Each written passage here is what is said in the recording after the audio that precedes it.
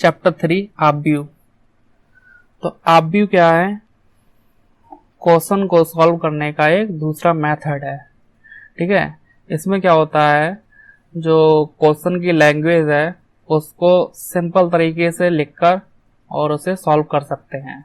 जैसे इसमें ये दिया गया है क्वेश्चन, राधा के पास 15 पुस्तकें तथा 6 कलम है, फौजिया के पास 10 पुस्तकें तथा 2 कलम है, सिमरन के पास 13 पुस्तकें तथा 5 कलम है। तो जो ये लैंग्वेज है इसको सिंपल तरीके से या छोटे रूप में हम ऑब्व्यू की सहायता से लिख सकते हैं। तो क्या किया कि पुस्तकें और कलम नंबर वाइज लिख लिए और इसको एक ये ऑब्व्यू का चिन्ह होता है। ठीक है, तो उस ऑब्व्यू के चिन्ह के अंदर हम लिख देंगे। ठीक है, जिसमें ये जो क्षैतिज लाइनें दिखाई दे रही हैं उन्हें कहते हैं पंक्ति और जो ऊर्ध्वाधर हैं उन्हें कहते हैं स्तंभ। ठीक है, तो ऑब्व्यू को और अच्छे से समझते हैं और इस प्रकार के क्वेश्चन करने को हमें आगे मिलेंगे तो और ये अच्छे समझ में आ जाएंगे। ठीक है,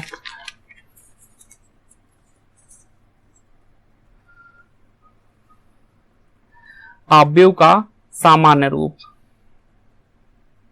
तो ऑब्व्यू का जनरल रूप क्या होता है वो समझते हैं। ये हमने ऑब्व्यू वाला चिन्ह लगा दिया और उसके अंदर हमने ये अवयव लिख दिए, इन्हें कहते हैं अवयव। A11, A12, A13, तो ये सब क्या है? अवयव। ठीक है, तो इसमें जो ये क्षैतिज लाइनें हमें दिखाई दे रही हैं, ठीक है, क्षैतिज संख्याएं यानी A11, A12, A13, तो इन्हें हम कहेंगे पंक्ति। A21, A22, A23 ये दूसरी पंक्ति हो गई, A31, A32, A33 ये तीसरी पंक्ति हो गई। ठीक है, यानी ये है पहली पंक्ति,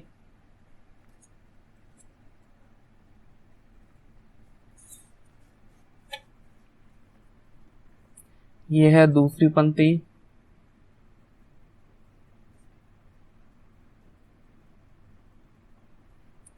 और ये हमारी हो जाएगी तीसरी पंक्ति।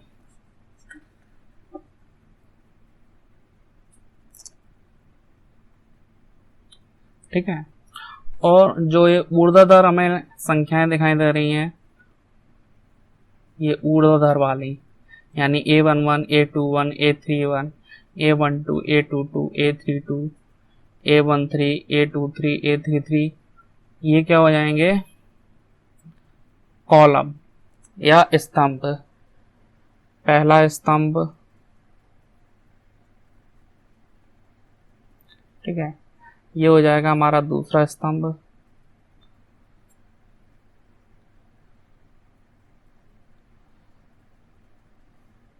और ये हमारा तीसरा स्तंभ हो जाएगा। ठीक है, तो पहली पंक्ति, दूसरी पंक्ति, तीसरी पंक्ति ये क्षैतिज वाली होती हैं उन्हें कहते हैं, और ये जो ऊर्ध्वाधर हैं खड़ी खड़ी उन्हें कहते हैं स्तंभ या कॉलम। पहला स्तंभ, दूसरा स्तंभ और ये तीसरा स्तंभ है। ठीक है, ये क्या है? M इंटू N, इस पूरे को कहते हैं कोटि, ऑब्व्यू की कोटि, ऑब्व्यू की कोटि। ठीक है, ऑब्व्यू की कोटि होती है, जहां पर M क्या है?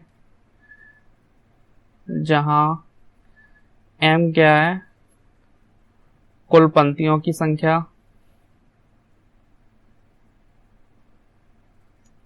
पंक्तियों की संख्या, और N क्या है? कुल स्तंभों की संख्या।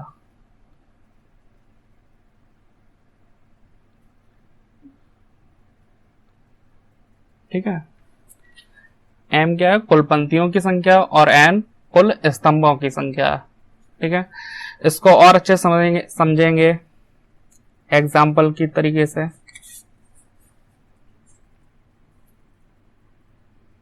एक हमने एग्जाम्पल लिया, संख्या मान के चल रहे हैं 2 3 6 5 1 2 7 9 12।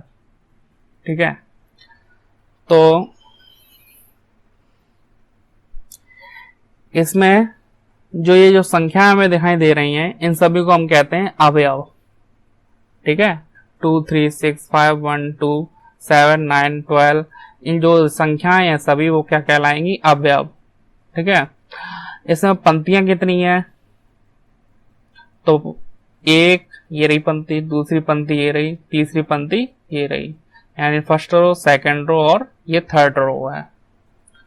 ठीक है, 3 पंक्तियां हैं और कॉलम कितने हैं? एक कॉलम ये रहा, दूसरा कॉलम ये है, तीसरा कॉलम ये है, यानी स्तंभ, पहला स्तंभ ये रहा, दूसरा स्तंभ ये रहा और तीसरा स्तंभ ये है। ठीक है, तो अब इसकी हमें पूछी जाए कि कोटि क्या होगी, तो कोटि क्या हो जाएगी? पंक्तियां कितनी है? 3, तो 3 पहले लिखेंगे, और कॉलम कितने हैं? 3, वो भी 3 है, तो मल्टीप्लाई करके तो 3 कॉलम, 3 इंटू 3, ये हमारी पूरी क्या हो जाएगी? कोटि, अवयव की कोटि, अवयव की कोटि। ठीक है,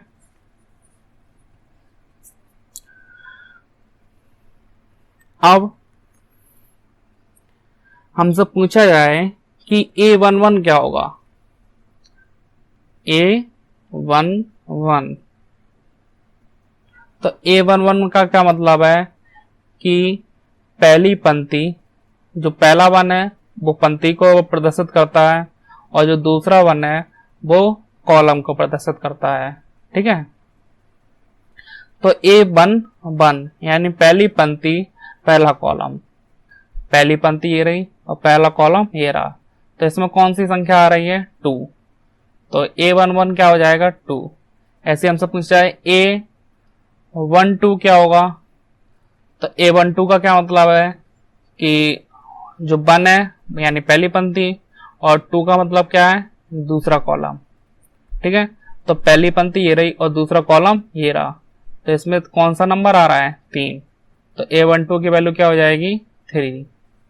ऐसे हमसे पूछ लिया जाए कि A21 ये क्या होगा, तो जो ये क्या है? हमारी पंक्ति होती पहली, और जो दूसरा है वो क्या होता है? कॉलम।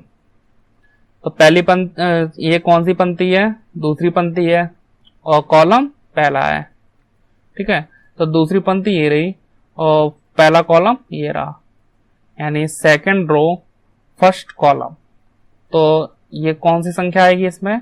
5, तो ये 5 आ गई।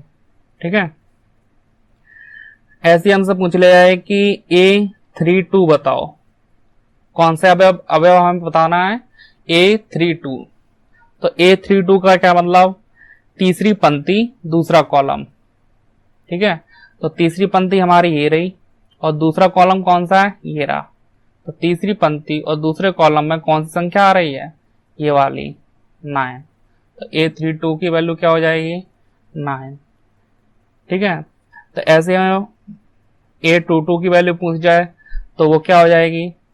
22 का क्या मतलब? दूसरी पंक्ति दूसरा कॉलम, तो दूसरी पंक्ति ये रही और दूसरा कॉलम ये रहा, तो इसमें कौन सी वैल्यू आएगी? 1 आ जाएगी।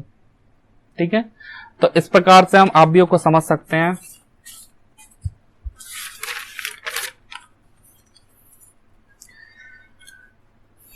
दूसरा एग्जांपल लेके और समझते हैं अच्छे से, क्योंकि अगर ये बेसिक चीजें समझ में आ गई तो एक्सरसाइज बहुत सिंपल लगेगी। दूसरा एग्जांपल हम लेते हैं 2 12 7 6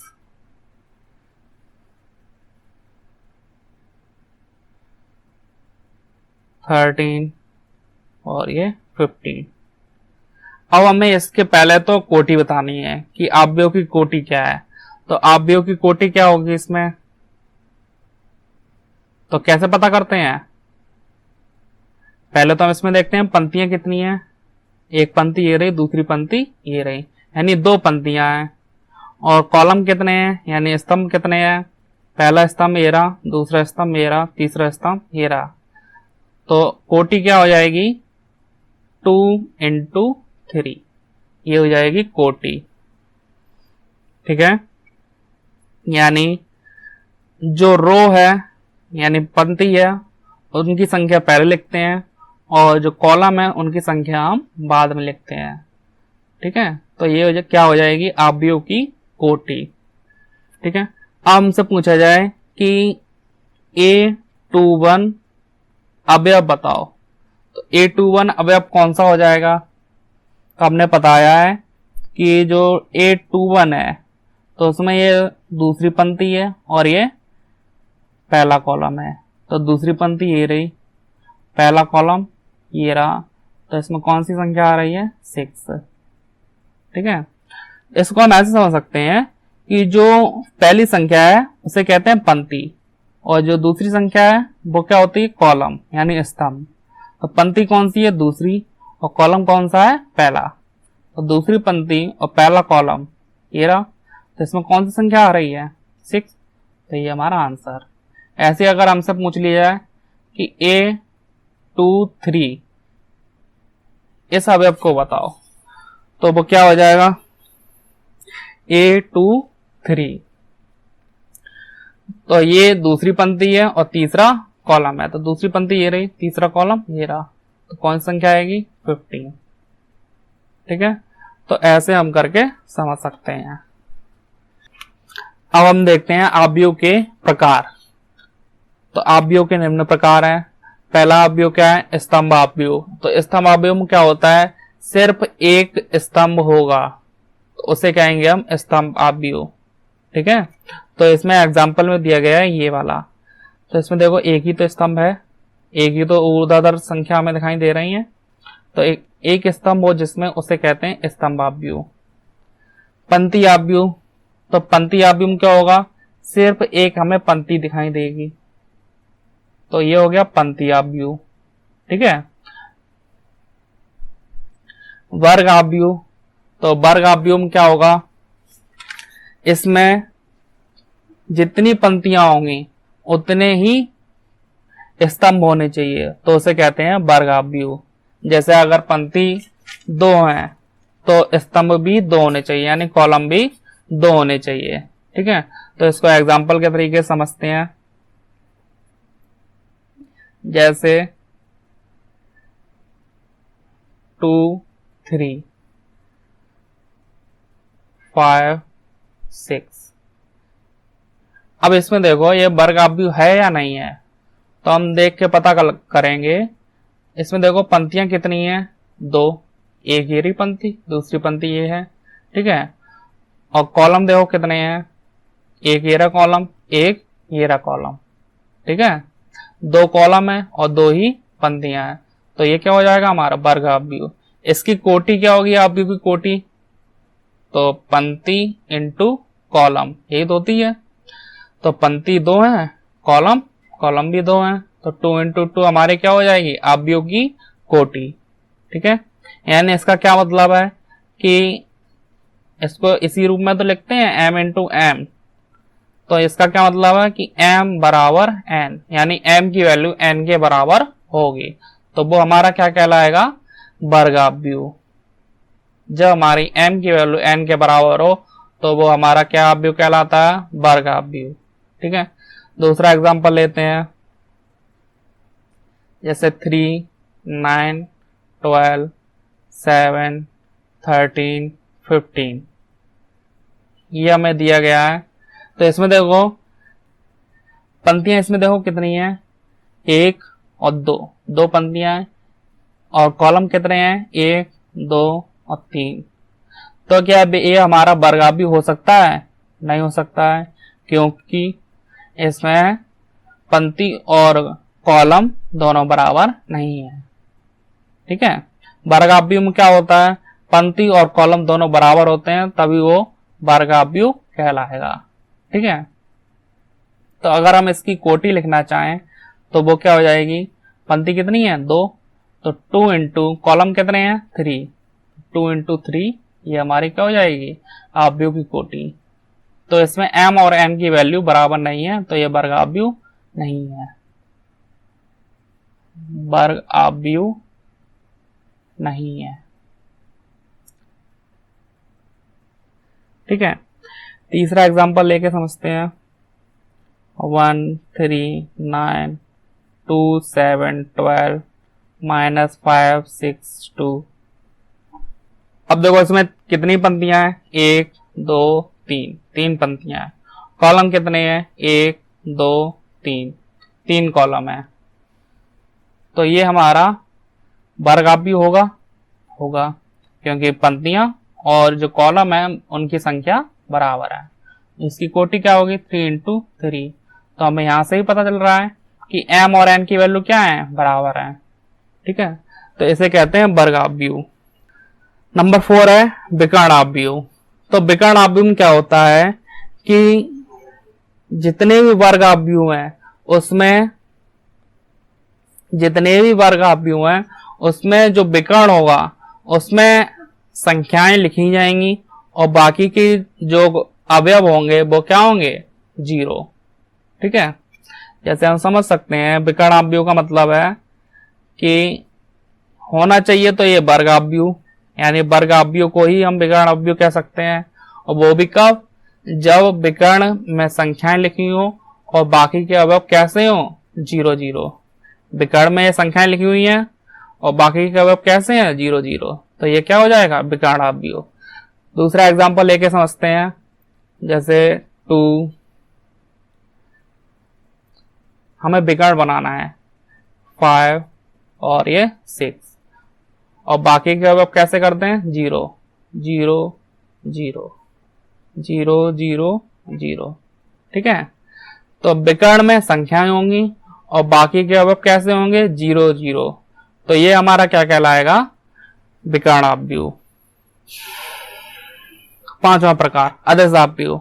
तो अदिश आव्यूह में क्या होता है, जो विकर्ण में संख्याएं हैं वो सभी क्या होंगी सेम संख्याएं होंगी।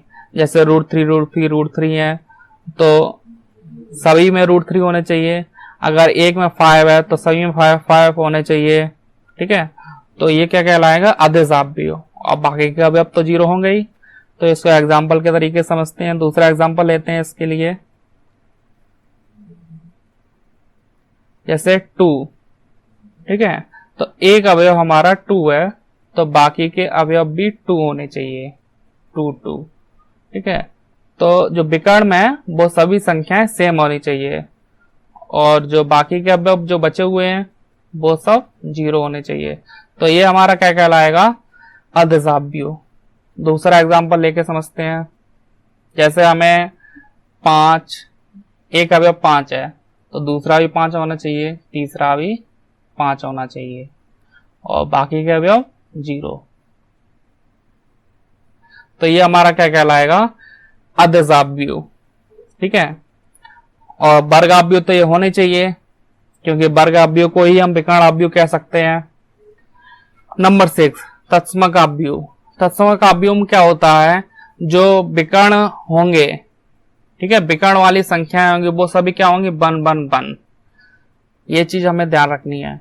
जो तत्समक आव्यूह है उसमें जो विकर्ण वाली संख्याएं होंगी वो सभी क्या होंगी 1 1 1 और ये क्या हो जाएंगे 0 0 0 0 0 0। ठीक है, अब 0 0 होंगे। ये हमारा क्या कहलाएगा तत्समक आव्यूह और इसको हमेशा आई से नोट करते हैं। आई हमारा क्या कहलाएगा तत्समक आव्यूह। शून्य आव्यूह। तो शून्य आव्यूह क्या है, जिसमें सभी अवयव 0 0 हो तो उसे कहेंगे हम शून्य आव्यूह और इसको ओ से प्रदर्शित करते हैं, कैपिटल ओ से हम इसको प्रदर्शित करते हैं। ठीक है, अब हम इसकी एक्सरसाइज करेंगे। अब एक्सरसाइज 3.1 देखते हैं। आव्यूह ए बराबर, ये हमें दिया गया आव्यूह, इसमें ज्ञात क्या क्या करना है, आव्यूह की कोटि बतानी है, अवयवों की संख्या बतानी है, अवयव A13 A21 A33 A24 A23 ये हमें ज्ञात करने हैं। ठीक है, तो इसको करते हैं। बहुत ही सिंपल है क्वेश्चन है। पहला पार्ट क्या पूछा है, आव्यूह की कोटि, आव्यूह की कोटि। तो आव्यूह की कोटि क्या हो जाएगी, देखते हैं। कितनी पंक्तियां हैं इसमें, एक पंक्ति, दूसरी पंक्ति और ये तीसरी पंक्ति। ठीक है, तो 3 पंक्तियां हैं, तो पंक्ति पहले लिखते हैं, फिर मल्टीप्लाई करेंगे और अब क्या लिखेंगे, कॉलम। कितने कॉलम है उनकी संख्या लिखते हैं। ठीक है, तो कितने कॉलम है, पहला कॉलम, दूसरा कॉलम, ये तीसरा कॉलम, ये चौथा कॉलम, यानी 4 कॉलम है। तो 3 × 4 ये हमारी क्या हो जाएगी, कोटि। सेकंड क्या पूछा है हमसे, अवयवों की संख्या,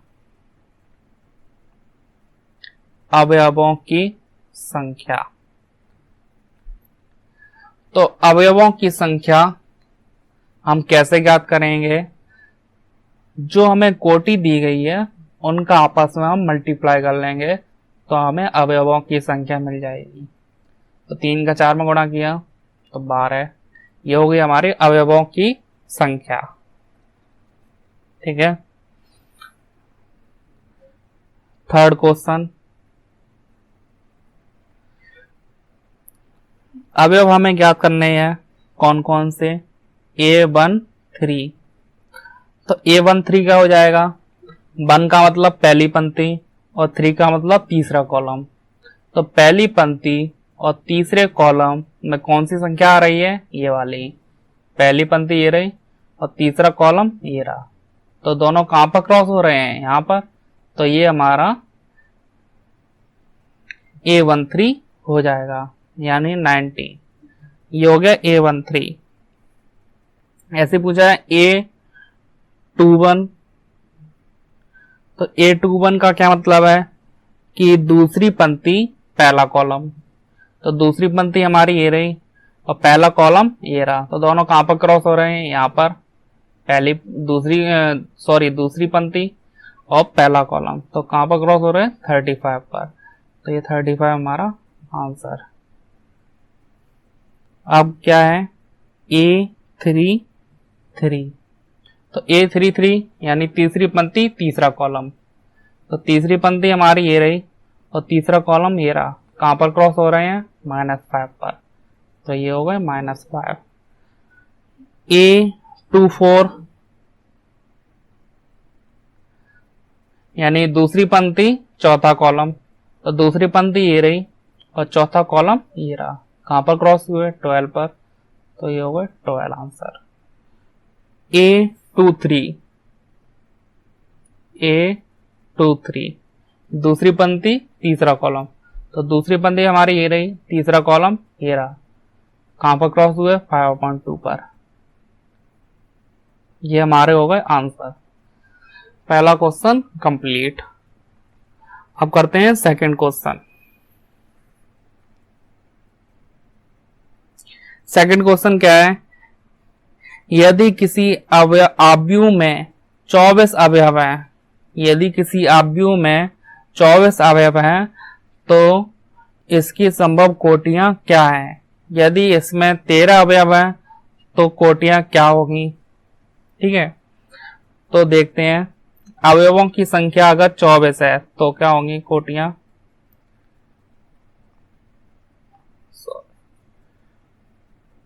अवयवों की संख्या 24 है तो कोटियां क्या हो सकती हैं। तो अवयवों की संख्या हम कैसे निकालते हैं, कोटि की आपस में मल्टीप्लाई करके तो हम अवयवों की संख्या निकालते हैं।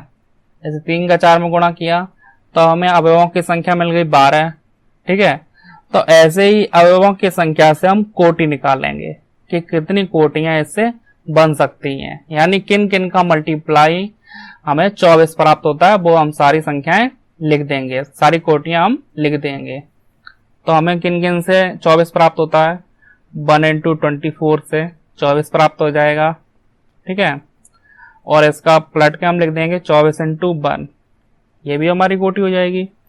ऐसे ही 2 इंटू 12 करेंगे तब भी हमें 24 प्राप्त होगा, और 12 इंटू 2 करेंगे तब भी 24 प्राप्त होगा। आगे और क्या हम कर सकते हैं,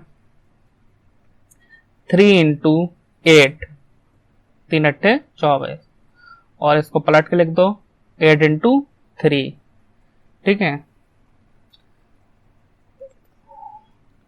4 इंटू 6, और पलट के लिख देंगे 6 इंटू 4। क्या और लिख सकते हैं, नहीं लिख सकते हैं हमें, ठीक है। तो ये हमारे, अगर अवयवों की संख्या 24 है तो ये हमारी कोटियां हो सकती हैं, ठीक है। और अगर अवयवों की संख्या कितनी हो,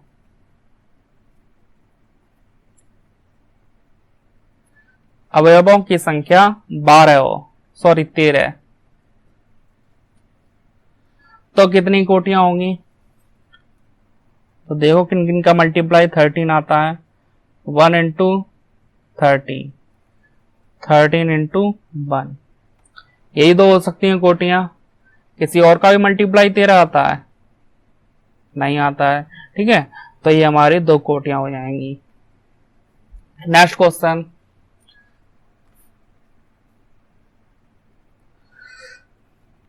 यदि किसी आव्यूह में 18 अवयव हैं तो इसकी संभव कोटियां क्या हैं। यदि इसमें 5 अवयव हैं तो क्या है, ठीक है। तो ये क्वेश्चन आप लोग करके दिखाएंगे और इसका आंसर मेरे व्हाट्सएप नंबर पर सेंड करेंगे। क्वेश्चन नंबर 4, एक 2 इंटू 2 आव्यूह ए बराबर AIJ की रचना कीजिए जिसके अवयव निम्नलिखित प्रकार से प्रदत्त हैं। पहला क्या है,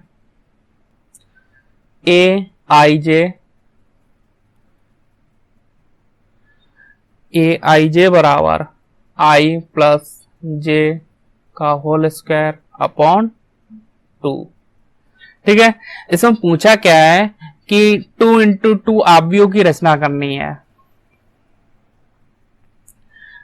एक 2 इंटू 2 आव्यूह ए बराबर IJ की रचना करनी है, यानी 2 इंटू 2 का एक आव्यूह चाहिए जिसके अवयव किस प्रकार होंगे, ए बराबर IJ के बराबर, ठीक है। तो 2 इंटू 2 आव्यूह क्या हो सकता है, अगर 2 इंटू 2 आव्यूह हम निकालें तो उसके अवयव क्या क्या होंगे, A11, A12, A21, A22, यही तो होंगे 2 इंटू 2 के अवयव, ठीक है। तो इसमें हम A11, A12, A21, A22 इन सब की वैल्यू निकालेंगे और इसमें रख देंगे। तो इनकी वैल्यू कैसे निकालेंगे, A11 हमें निकालना है तो I और J की जगह हम A11 इसमें रख देंगे तो हमें क्या मिल जाएगा, A11। तो रख दो इसमें I की जगह 1 और J की जगह भी 1 इसमें रख देंगे का होल स्क्वायर अपॉन 2। तो 2 का स्क्वायर यानी 2 इंटू 2 अपॉन 2 यानी 2। तो A11 2 आ गया, ऐसे निकालेंगे A12। तो अब I की जगह हमें क्या रखना है 1 और J की जगह कितना रखना है 2, इसमें रख देंगे। तो I की जगह 1 प्लस J की जगह कितना रखना है 2 का स्क्वायर अपॉन 2 तो 3 का 9/2। A21 क्या हो जाएगा, I की जगह 2, J की जगह 1, तो 2 प्लस 1 का स्क्वायर अपॉन 2 यानी 3 स्क्वायर अपॉन 2 यानी 9/2। A22 निकालेंगे तो I की जगह भी 2 और J की जगह भी 2, तो 2 प्लस 2 का स्क्वायर अपॉन 2 यानी 4 का स्क्वायर अपॉन 2, तो 4 चौक 16/2 यानी 8, ठीक है, तो इन सब की वैल्यू हमने निकाल ली, अब वो इसमें रख देंगे तो हमें 2 × 2 का एक ऑब्जेक्ट मिल जाएगा। यानी a बराबर क्या निकलेगा, a11 की वैल्यू रखो 2, a12 की वैल्यू रखेंगे 9/2, इसमें रख देंगे, a21 की वैल्यू रखेंगे 9/2 और a22 की वैल्यू 8। तो 2 × 2 का एक अब हमें, तो 2 × 2 का एक ऑब्जेक्ट हमें मिल गया। ठीक है, ऐसे ही हमें सारे क्वेश्चन करने हैं। थर्ड क्वेश्चन, aij बराबर हमें दिया गया है i + 2j/2। ठीक है, और क्या निकालना है, 2 × 2 का ऑब्जेक्ट। तो 2 × 2 का ऑब्जेक्ट क्या होता है, a11, a12, a22, sorry a21 और a22। इन सब की हमें वैल्यू निकालनी है, तो निकालते हैं। a11 कितना होगा, i की जगह भी 1 रखना है और j की जगह भी 1 रखना है इसमें, तो 1 + 2 और j की जगह 1 रखेंगे तो 2 × 1 यानी 2/2, यानी 3 का स्क्वायर 9/2। ठीक है, ऐसे ही दूसरा निकालते हैं हम, a12, तो i की जगह 1 और j की जगह 2, तो 1 + j की जगह हम 2 रखेंगे इसमें, तो 2 × 2 हो जाएगा, यानी 2 का इसमें गुणा हो जाएगा, यानी 4 हो गए का स्क्वायर अपॉन 2, यानी 5 का स्क्वायर कितना हो जाएगा, 25/2। आगे और निकालते हैं इसमें, a21,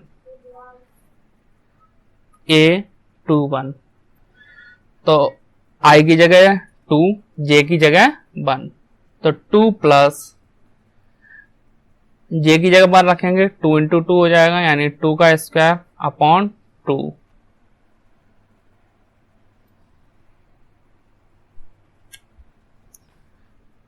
यानी 4 का स्क्वायर कितना हो जाएगा, 16/2, यानी 8। अब a22 निकालेंगे, तो एक i की जगह भी 2 रखना, j की जगह भी 2 रखना, तो 2 × 2 करेंगे, यानी 4 हो जाएगा अपॉन 2, 6 का स्क्वायर अपॉन 2, 6 × 36/2, यानी 18। तो ये हमारा क्या अभी बनेगा, a11 हमारा कितना है, 9/2, a12 सॉरी a12 है, a12 कितना निकला, 25/2, तो इधर हो जाएंगे 25/2। a21, तो a21 हमारा कितना है, 8 और a22 कितना है, 18, तो ये हमारा आंसर। ठीक है, तो इस प्रकार से हमें सवाल करने हैं। ऐसे ही हमें क्वेश्चन नंबर 5 भी दिया गया है, तो उसमें से एक क्वेश्चन हम करके दिखा दे रहे हैं, बाकी के आपको करने हैं। aij बराबर 1/2 mod of 3i + j। ठीक है, तो aij बराबर हमें इतना दिया गया है और 3 × 4 के ऑब्जेक्ट की रचना करनी है। तो 3 × 4 ऑब्जेक्ट क्या होगा, 3 × 4 ऑब्जेक्ट की रचना करनी है, 3 × 4। तो 3 × 4 का मतलब क्या है, 3 पंक्तियां होनी चाहिए और 4 कॉलम होने चाहिए। तो 3 पंक्तियां क्या कैसे हो सकती हैं, a11, a12, a13, कॉलम कितने चाहिए, 4। तो एक कॉलम तो ये होगा, दूसरा कॉलम ये होगा, तीसरा कॉलम ये होगा, चौथा कॉलम और बनाना है, तो वो क्या हो जाएगा, a14। ठीक है, ऐसे ही दूसरा लेते हैं, दूसरी पंक्ति यानी a21, a22, a23, a24, तीसरी पंक्ति लेते हैं A31, A32, A33 और A34। तो ये हमारा क्या बन गया, 3 इंटू 4 का हाफ व्यू। 3 कॉलम, 3 पंक्तियां हैं, पहली पंक्ति, दूसरी पंक्ति, तीसरी पंक्ति, और कॉलम 4 है। 3 इंटू 4 का ये हाफ व्यू। अब हमें इन सभी की वैल्यू ज्ञात करनी होगी, वो इसमें रखेंगे और हमारा आंसर आ जाएगा। A11 की वैल्यू निकालो, तो 1/2, ठीक है, I की जगह 1, J की जगह भी 1, तो -3 का 1 में मल्टीप्लाई, तो 3 + 1। ये मॉड का चिन्ह है, तो मॉड का चिन्ह का क्या मतलब है कि अगर हम अंदर कोई भी चीज है, यानी कोई भी संख्या प्लस में या माइनस में है, जब मॉड से हम बाहर निकालेंगे तो वो हमेशा प्लस में ही रहेगी। यानी अगर देखो क्या आ रहा है, -3 + 1, यानी माइनस के 2 आ रहे हैं, ठीक है, तो इसको हम इससे बाहर निकालेंगे, यानी मॉड से हम बाहर निकालेंगे तो ये क्या हो जाएगा, प्लस का हो जाएगा, माइनस का है प्लस का हो जाएगा। तो 1/2 इंटू 2, 2 से 2 कैंसिल, यानी 1। ऐसे ही A12 निकालेंगे, A12 यानी I की जगह 1 और J की जगह 2, तो -3 इंटू 1 प्लस J यानी 2 क्या हो जाएगा, 1/2, -3 + 1 यानी माइनस का 1, तो इंटू 1 यानी 1/2। तो A13 तो यानी माइनस का 3 और प्लस 3, तो ये क्या हो जाएगा, 0। A14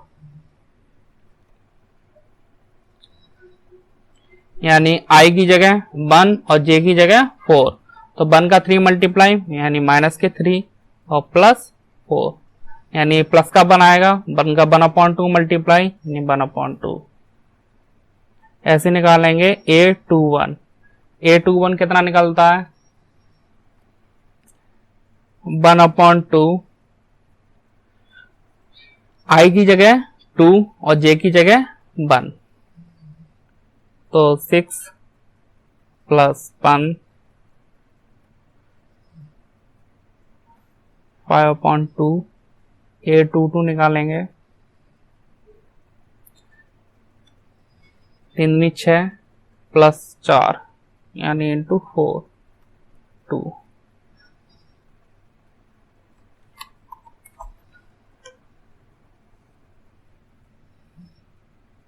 A23 1/2 और -6 + 3, तो क्या हो जाएगा, माइनस का 3 मॉड से बाहर निकालेंगे तो प्लस के 3/2।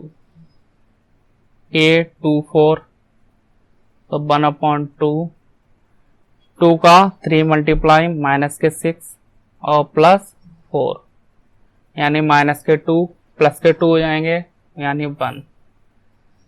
अब निकालते हैं हम A31, ठीक है।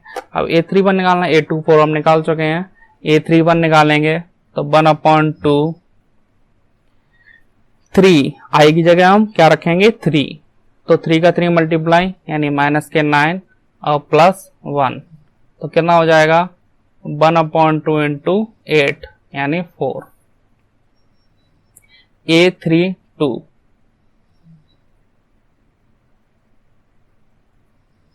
यानी 7/2। A33 1/2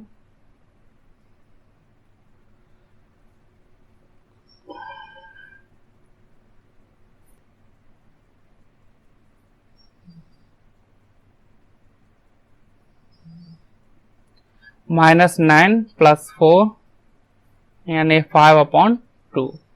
तो हमने सबकी वैल्यू निकाल ली है। अब क्या करना है हमें, ये सभी वैल्यू उठा के हम इसमें रख देंगे तो हमारा आंसर आ जाएगा। A11 कितना है, 1, A12 कितना है 1/2। A13 कितना है 0। A14 कितना है 1/2। ऐसे निकालेंगे A21 है हमारा, A21 कितना निकला 5/2। A22 कितना है 2। A23 कितना है 3/2। A24 कितना है 1।